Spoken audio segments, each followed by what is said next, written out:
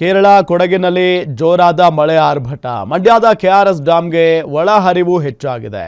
KRS ಡ್ಯಾಂಗೆ 22,000 cusec ಒಳಹರಿವು ಏರಿಕೆಯಾಗಿದೆ. ನೋಡಿ, ಕೇರಳ ಕೊಡಗಿನಲ್ಲಿ ಸಿಕ್ಕಾಪಟ್ಟೆ ಮಳೆಯಾಗಿರುವಂತಹ ಹಿನ್ನೆಲೆಯಲ್ಲಿ ಕೆಆರ್ಎಸ್ ಡ್ಯಾಂಗೆ 22,000 ಕ್ಯೂಸೆಕ್ ಒಳಹರಿವಿನ ಪ್ರಮಾಣ ಏರಿಕೆಯಾಗಿರುವುದು. 96 ಅಡಿ ದಾಟಿದ ಕೆಆರ್ಎಸ್ ಜಲಾಶಯದ ನೀರಿನ ಮಟ್ಟ 100 ಅಡಿಯ ಗಡಿಯತ್ತ ಕೆಆರ್ಎಸ್ ಡ್ಯಾಂ ನೀರಿನ ಮಟ್ಟ ತಲುಪಿದೆ. ಕೇರಳ ಕೊಡಗಿನಲ್ಲಿ ಮಳೆ ಸಿಕ್ಕಾಪಟ್ಟೆ ಆಗ್ತಾ ಇರುವಂಥ ಹಿನ್ನೆಲೆಯಲ್ಲಿ ಕೆಆರ್ಎಸ್ ಡ್ಯಾಂಗೆ 22,000 ಕ್ಯೂಸೆಕ್ ಒಳಹರಿವು ಏರಿಕೆಯಾಗಿರುವುದು ಇದು ಬಹಳ ಒಳ್ಳೆಯ ವಿಚಾರ. ಈಗ ನಡೀತಾ ಇರುವಂಥ ಸಂಘರ್ಷ ಇದೆಯಲ್ಲ, ಕರ್ನಾಟಕ ಮತ್ತು ತಮಿಳುನಾಡು. ಕರ್ನಾಟಕ ಮತ್ತು ತಮಿಳುನಾಡಿನ ನಡುವೆ ನಡೀತಾ ಇರುವಂಥ ಸಂಘರ್ಷ ನೀರು ಬಿಡುವ ವಿಚಾರಕ್ಕೆ ಸಂಬಂಧಪಟ್ಟಂತೆ ಇದೆಲ್ಲವೂ ಕೂಡ ಇಲ್ಲಿಗೆ ಸ್ಟಾಪ್ ಆಗುತ್ತೆ. ಈಗಾಗಲೇ ಕಬಿನಿಯಿಂದಾನೇ ಹೆಚ್ಚು ಕಡಿಮೆ 30,000 ಕ್ಯೂಸೆಕ್ ನೀರು ಹರಿಸಲಾಗಿದೆ ತಮಿಳುನಾಡಿಗೆ.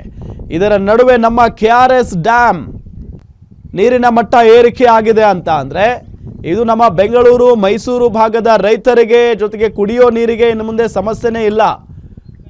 ಜೊತೆಗೆ ಈಗಾಗಲೇ ಬೆಳೆ ಬೆಳೆಯೋ ವಿಚಾರಕ್ಕೆ ಸಂಬಂಧಪಟ್ಟಂತೇನು CM ಬೇಡ, ಇದೊಂದು ಸಾರಿ ಬಿಟ್ಬಿಡಿ, ಬೆಳೆ ಬೆಳೆಯೋದಕ್ಕೆ ಹೋಗ್ಬೇಡಿ ಅನ್ನೋ ನಿಟ್ಟಲ್ಲಿ ಹೇಳಿದರು. ಅದರಂತೆ ರೈತರು ಕೂಡ ಕೇಳಿದರು. ಅದಾದ ನಂತರ ತಮಿಳುನಾಡು ನೀರು ಬಿಡಬೇಕು ಅಂತ ಹೇಳಿತ್ತು. ಅದಕ್ಕೆ ನಮ್ಮ ರೈತರು, ಕನ್ನಡ ಪರ ಹೋರಾಟಗಾರರೆಲ್ಲ ಆಕ್ರೋಶವನ್ನು ವ್ಯಕ್ತಪಡಿಸಿದರು. ಇದೆಲ್ಲ ಆದ ನಂತರ ಈಗ ಮಳೆರಾಯ ಚಚ್ಚುತ್ತಾ ಇದ್ದಾನೆ. ಇಂಥ ಸಂದರ್ಭದಲ್ಲಿ ನೀರಿನ ಮಟ್ಟ ಏರಿಕೆಯಾಗಿರೋದು ಕೆಆರ್ಎಸ್ ಜಲಾಶಯದಲ್ಲಿ. ಹಾಗಾಗಿ ತಮಿಳುನಾಡಿಗೆ ಅದು ಎಷ್ಟು ಬೇಕೋ ಅಷ್ಟು ನೀರು ಹೋಗುತ್ತೆ. ಯಾಕೆ ಅಂತ ಅಂದರೆ ಡ್ಯಾಮ್ನಲ್ಲಿ ನೀರನ್ನು ಹಿಡಿದಿಟ್ಕೊಳ್ಳೋದಕ್ಕೆ ಭಾಳ ಕಷ್ಟ, ಅಂದರೆ ತುಂಬ ಆಗಬಾರ್ದು.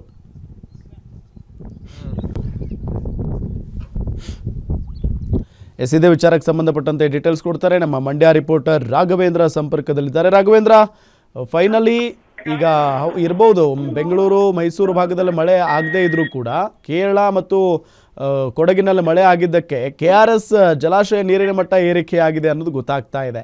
ಇದನ್ನು ಹೇಗೆ ನೋಡ್ತೀರಿ ನೀವು? ಯಾಕೆ ಅಂದರೆ ಈಗ ಸಂಘರ್ಷ ಕೂಡ ನಡೀತಾ ಇದೆ. ಎಸ್ ರಾಮ್, ಏನೀಗ ಕೊಡಗು ಮತ್ತೆ ಕೇರಳದಲ್ಲಿ ಧಾರಾಕಾರ ಮಳೆ ಹಿನ್ನೆಲೆ ಎಲ್ಲೋ ಒಂದು ಕಡೆ ಈಗ ನಡೀತಿರುವಂತ ಕಾವೇರಿ ಕಿಚ್ಚಿನ ಹೋರಾಟಕ್ಕೆ ಈಗ ಸ್ವಲ್ಪ ಶಮನ ಆಗಿದೆ ಅಂತ ಹೇಳ್ಬೋದು. ಯಾಕೆಂದ್ರೆ ಈಗಾಗಲೇ ಕೂಡ ಏನು ಕೇರಳದಲ್ಲಿ ಮಳೆಯಾದ ಹಿನ್ನೆಲೆಯಲ್ಲಿ ಮೈಸೂರು ಭಾಗದ ಏನು ಕಬಿನಿ ಡ್ಯಾಮ್ ಬಹುತೇಕ ತುಂಬಿರುವಂತದ್ದು. ಜೊತೆಗೆ ಕಬಿನಿ ಡ್ಯಾಮ್ ನಿಂದಲೂ ಕೂಡ ಸುಮಾರು 10,000ಕ್ಕೂ ಹೆಚ್ಚು ನೀರನ್ನ ನದಿಗೆ ಹರಿಬಿಡಲಾಗ್ತಿರೋದು. ಈ ನೀರು ಕೂಡ ಈಗ ಸದ್ಯಕ್ಕೆ ತಮಿಳುನಾಡಿಗೆ ಹೋಗುವಂತದ್ದು. ಸದ್ಯಕ್ಕೆ ಈ ನೀರಿನಿಂದಾಗಲಿ ಕೂಡ ತಮಿಳುನಾಡಿಗೆ ಹೆಚ್ಚಿನ ನೀರು ಹೋಗ್ತಾ ಇದೆ. ಹಾಗಾಗಿ ಎಲ್ಲೋ ಒಂದು ಕಡೆ ಕಾವೇರಿ ಭಾಗದಲ್ಲಿ ನಡೀತಿರುವಂತ ಏನು ಕಾವೇರಿ ಕೊಳದ ಭಾಗದಲ್ಲಿ ಮೈಸೂರು ಸೇರಿದಂತೆ ಮಂಡ್ಯ ಹಾಗೂ ರಾಮನಗರ ಭಾಗದಲ್ಲಿ ನಡೀತಿರುವಂತ ಕಾವೇರಿ ಕಿಚ್ಚಿಗೆ ಸ್ವಲ್ಪ ತಣ್ಣಗಾಗಿದೆ ಅಂತ ಹೇಳ್ಬೋದು. ಯಾಕೆಂದ್ರೆ ಈ ಪ್ರಮಾಣದ ನೀರು ಹೆಚ್ಚಿಗೆ ಹೋಗ್ತಿರೋದ್ರಿಂದ ತಮಿಳುನಾಡಿಗೆ ಬಿಡಬೇಕಾದ ನೀರಿನ ಪ್ರಮಾಣ ಕೂಡ ಈಗ ಈ ಭಾಗದ ಕಬಿನಿಯಿಂದ ಹೋಗ್ತಾ ಇದೆ. ಹಾಗಾಗಿ ಈ ಒಂದು ಕಾವೇರಿ ಹೋರಾಟಕ್ಕೆ ಕೊಂಚ ಬಿಡುವು ಸಿಕ್ಕಂತಾಗಿದೆ. ಆದ್ರೂ ಕೂಡ ಏನೀಗ ಕೆಆರ್ಎಸ್ ಭಾಗದಲ್ಲೂ ಕೂಡ ಹೆಚ್ಚಿನ ಮಳೆ ಆಗ್ತಿರೋದ್ರಿಂದ ಕೆಆರ್ಎಸ್ ಕೂಡ ಹೆಚ್ಚಿನ ಒಳಹರಿವು ಹೆಚ್ಚಾಗಿದೆ. ಸದ್ಯಕ್ಕೆ ಕೆಆರ್ಎಸ್ ಕೂಡ 22,000 ಕ್ಯೂಸೆಕ್ ಒಳಹರಿವು ಬರ್ತಾ ಇದೆ. ಅದ್ರ ಜೊತೆಗೆ ಕೂಡ ಕೆಆರ್ಎಸ್ ಡ್ಯಾಮ್ ನ ನೀರಿನ ಮಟ್ಟ ಕೂಡ ಈಗ ಸದ್ಯಕ್ಕೆ ಈಗ 96 ಅಡಿ ಇದ್ದು ಶತಕದ ಗಡಿಯತ್ತ ಕೂಡ ದಾಟ್ತಾ ಇರುವಂತದ್ದು. ಹಾಗಾಗಿ ಎಲ್ಲೋ ಒಂದು ಕಡೆ ಈಗ ತಮಿಳುನಾಡಿಗೆ ಆಗ್ತಿದಂತ ಒಂದು ಕಿಚ್ಚಿನ ಸಂಘರ್ಷ ಈಗ ಕಡಿಮೆ ಆಗಿದೆ. ಕಾವೇರಿ ಕೊಳದಲ್ಲಿ ಏನು ನೀರು ಬಿಡಲಿಕ್ಕೆ ಆದೇಶ ನೀಡಿದ ಬಳಿಕವೂ ಕೂಡ ಈಗ ಏನು ಹೋರಾಟ ನಡೆದಿತ್ತು ಆ ಒಂದು ಹೋರಾಟಕ್ಕೆ ಸ್ವಲ್ಪ ತಾತ್ಕಾಲಿಕ ವಿರಾಮ ಸಿಕ್ಕಿದೆ ಅಂತ ಹೇಳ್ಬೋದು. ಸದ್ಯಕ್ಕೆ ಈಗ ಮಂಡ್ಯದಲ್ಲೂ ಕೂಡ ಸಾಕಷ್ಟು ಕಾಲದ 4 ದಿನಗಳನ್ನು ಕೂಡ ರೈತರು ಸೇರಿದಂತೆ ವಿವಿಧ ಪ್ರಗತಿಪರ ಸಂಘಟನೆಗಳು ಕೂಡ ಯಾವುದೇ ಕಾರಣಕ್ಕೂ ಕೂಡ ರಾಜ್ಯ ಸರ್ಕಾರ ನೀರು ಬಿಡಬಾರ್ದು ಅಂತ ಹೇಳಿ ಪ್ರತಿಭಟನೆಯನ್ನ ಮಾಡ್ತಿದ್ರು. ಪ್ರತಿಭಟನೆ ಇಂದು ಕೂಡ ಮಂಡ್ಯದಲ್ಲಿ ಮುಂದುವರಿತಾ ಇದ್ರೆ, ಆದ್ರೆ ಕಬಿನಿ ಜಲಾಶಯದಿಂದ ಹೆಚ್ಚಿನ ಪ್ರಮಾಣದ ನೀರು ಈಗ ತಮಿಳುನಾಡಿಗೆ ಹೇಳ್ತಿರೋದ್ರಿಂದ ಈ ಭಾಗದಲ್ಲಿ ಇನ್ನಷ್ಟು ಹೆಚ್ಚಿನ ತೀವ್ರ ಪ್ರಮಾಣದ ಪ್ರತಿಭಟನೆಗಳು ಆಗೋದು ಕೂಡ ಕಡಿಮೆ ಆಗಿದೆ. ಹಾಗಾಗಿ ಎಲ್ಲೋ ಒಂದು ಕಡೆ ಈಗ ರೈತರಿಗೂ ಕೂಡ ಒಂದು ರೀತಿ ಮಂದಾಸ ಮೂಡಿಸಿದ್ರೆ, ಮತ್ತೊಂದು ಕಡೆ ಹೋರಾಟಗಾರರಿಗೂ ಕೂಡ ಸ್ವಲ್ಪ ರಿಲೀಫ್ ಸಿಕ್ಕಂತಾಗಿರುವಂತದ್ದು. ಯಾಕೆಂದ್ರೆ ತಮಿಳುನಾಡಿಗೆ ಈಗ ಡ್ಯಾಮ್ ಭರ್ತಿ ಆಗಿರೋದ್ರಿಂದ ಹೆಚ್ಚಿನ ನೀರನ್ನು ಹಿಡಿದಿಟ್ಕೊಳ್ಳಕ್ಕೂ ಸಾಧ್ಯ ಆಗೋದಿಲ್ಲ. ಹಾಗಾಗಿ ಹೆಚ್ಚಿನ ನೀರನ್ನ ಬಿಡಲೇಬೇಕಾದ ಅನಿವಾರ್ಯತೆ ಈಗ ಇರುವಂತದ್ದು. ಈ ನಿಟ್ಟಿನಲ್ಲಿ ಕೂಡ ಈಗ ಕಾವೇರಿ ಹೋರಾಟಕ್ಕೆ ಕೊಂಚ ಮಟ್ಟಿನ ಬ್ರೇಕ್ ಈಗ ಕಬಿನಿ ಜಲಾಶಯದಿಂದ ಸಿಕ್ಕಿರುವಂತದ್ದು. ರಾಮ್, ಓಕೆ, ಥ್ಯಾಂಕ್ ಯು ತಮ್ಮೆಲ್ಲ ಮಾಹಿತಿಗಾಗಿ.